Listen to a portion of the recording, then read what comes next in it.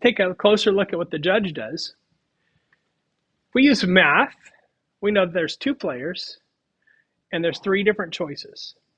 So math tells us that if there are 2 players and 3 different choices for each player, that there are 9 different possible combinations, right? Because we use 3 squared, 3 to the power of 2, to make that mathematical determination. But if you just draw it out, like on the back of a napkin, you can figure it out. Let's say the user has a choice, rock, paper, or scissors. And for each of their choices, the computer can choose rock, paper, or scissors, right? So that gives us 9 possible combinations. Now, if you think about it, you can save yourself a little bit of work, because this is a lot of if and else and embedded if and else, right?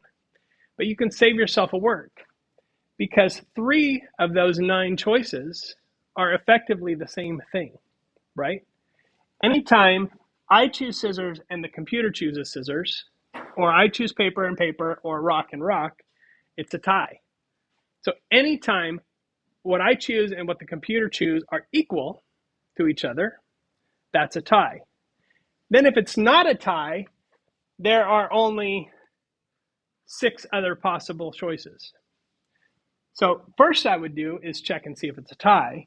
And then after that, I would say, okay, if I chose rock, then I either lose if the computer chooses paper, which again is kind of a joke, or I win if the computer chooses scissors. Or if I choose paper, there's a winning and a losing condition left for each one of those.